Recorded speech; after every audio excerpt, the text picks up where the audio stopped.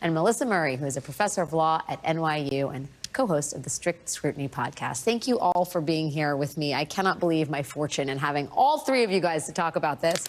But, you know, Joyce, let me start with you, just in terms of how we should be thinking about the federal courts and what the Supreme Court did in its decision in and around Trump's election interference case.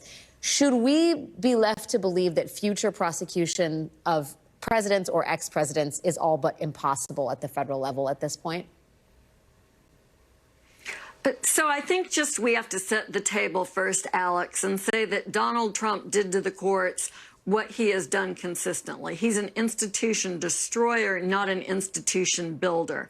And a big part of the problem we face in assessing the courts and how they may interact in the Trump 2.0 presidency is the fact that he's managed to undercut public confidence in the courts.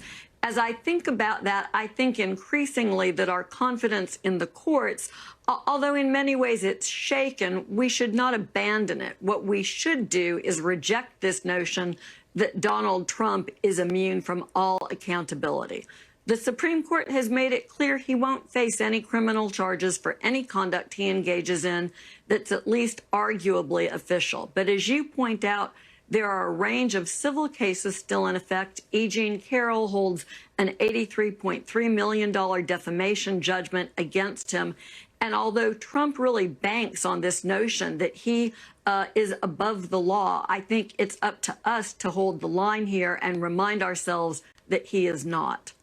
Melissa, how are you thinking? I mean, I very much appreciate Joyce's reminder that we shouldn't give up on the judiciary.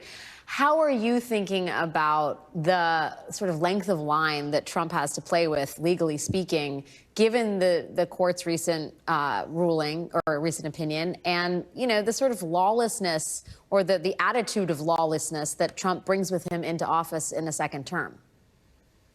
Well, I want to emphasize something that Joyce said. I don't think we can lose faith in the courts. Certainly, the courts are stacked in certain ways, and that is likely the work of Donald Trump, who has been really active during his first presidency in stacking the federal courts with movement conservatives. But Donald Trump himself believes in courts. He is a defendant, certainly, in a number of criminal cases. He's a defendant in civil cases, but he's also a plaintiff in a number of cases. He plans to bring suit against those who he says have defamed him simply by criticizing him. So we should take solace in the fact that at least one person here, and that is Donald Trump, believes that the system can work, at least in someone's favor, and we should try to make the system work for everyone.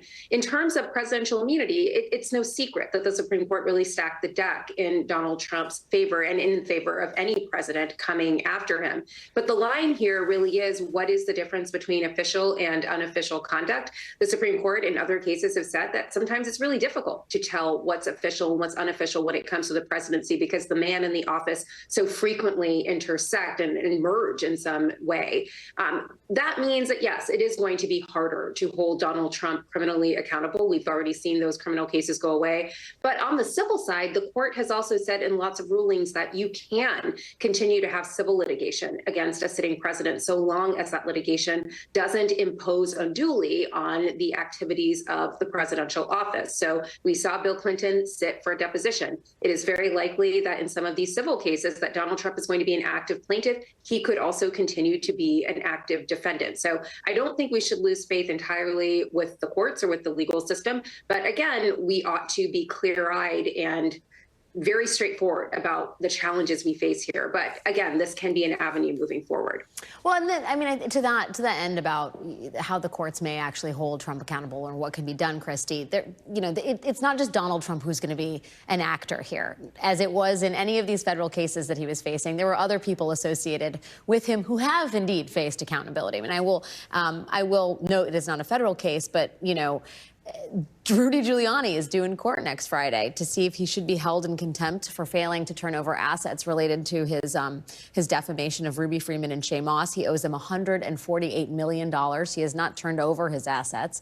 Rudy Giuliani can't practice law in New York. I mean, first of all, what do you think is going to happen there, Christy? And what message does that send to other potential Trump allies and stooges who may want to carry out more of his unlawful plans?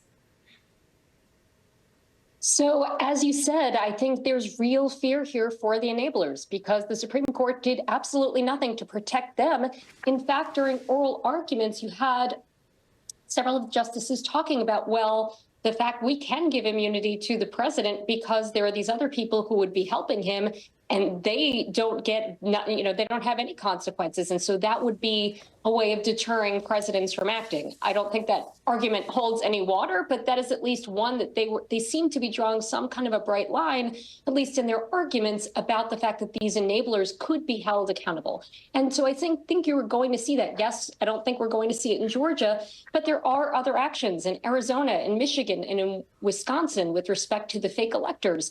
You do have Rudy Giuliani, who defamed election workers in Georgia and is being held accountable for that. And despite the fact that in many of these courts, he has continued to act what seems to me to be in complete contempt of the judges, I do think the judges seem to be getting tired of it. And I do have hope in 2025 that they will hold his feet to the fire if he doesn't continue if he doesn't actually abide by their rulings and turn over his assets to those election workers and really abide by the court's orders. So I think Rudy Giuliani is in for a lot of trouble. Again, he's been disbarred from the practice of law in 2 states, and I don't see him ever stepping foot into a courtroom anytime soon other than as a defendant.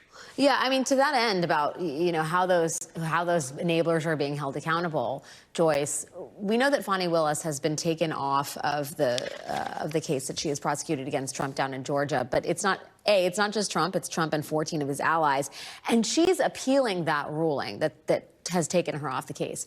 What do you think is going to happen there, Joyce? It is a vast criminal conspiracy case and involves a number of people. How do you see the road ahead for Fani Willis in the state of Georgia? So this is a case that's proceeding in Georgia's state courts, not federal court, and the dynamics are a little bit different. It's very likely that the Georgia Supreme Court will affirm the ruling removing Willis from the case. And if that happens, this case will then be reassigned to another Georgia prosecutor. There's a little bit of a precedent for this. Early on in the case, one of the defendants was peeled off because Willis had a conflict of interest with prosecuting him. And when that case was reassigned to another prosecutor, it was essentially a death knell for that case.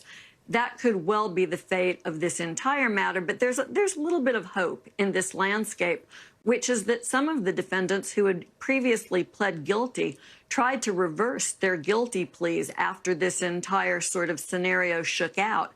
And the trial judge told them absolutely not. Guilty pleas are final. That's an important principle in the criminal justice system, that absent very good reason, defendants aren't permitted to relitigate a guilty plea after they've entered it. And those guilty pleas have held up. As Christie points out, there are other criminal cases where Trump is not a defendant in states across the country where fake elector schemes were executed. And something we often lose sight of is that when cases like that go to trial, or even when they proceed to a guilty plea, much of the evidence comes forward, and it's a very public reminder, whether Trump is involved or not, of his complicity in those matters. Do you, when you talk about Trump specifically, Melissa, how much stock do you put in the civil cases against Donald Trump? I think he still faces 8 civil lawsuits for the January 6th attack. He faces defamation charge from one of the Central Park 5, the exonerated 5, after he claimed during a presidential debate that they had killed someone. Do you think that those can proceed? Though Trump is president, do you think they proceed in an orderly fashion? What's your level of optimism that he'll face some accountability on the civil level? Well, we know that presidents can be held liable in civil lawsuits even while they are serving in the presidency. We know that from Clinton versus Jones, a Supreme Court case from 1996. We've also seen that presidents have actually participated in civil lawsuits. Bill Clinton, for example, Donald Trump, at least during part of his time as president, was involved in a suit involving Trump University. So it is entirely possible for the president to participate as a litigant in a civil suit without it unduly burdening. Now, does that mean that Donald Trump as a litigant won't try and gum up the works?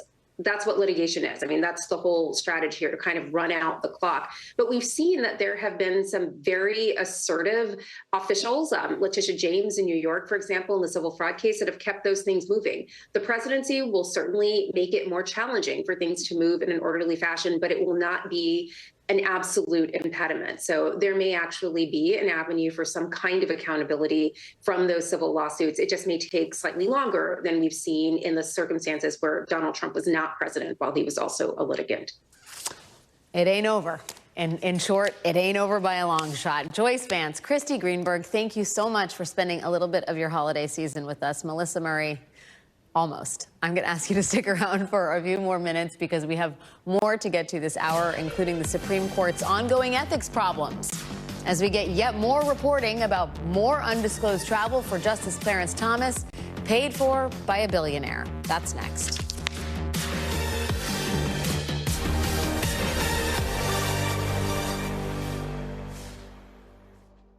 Get the latest updates on future MSNBC Live events, thought-provoking conversations, and insider perspectives while building your MSNBC community.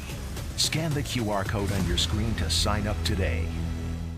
When you need brutal honesty, when you need answers first thing in the morning, you need your Morning Joe, weekdays at 6, only on MSNBC.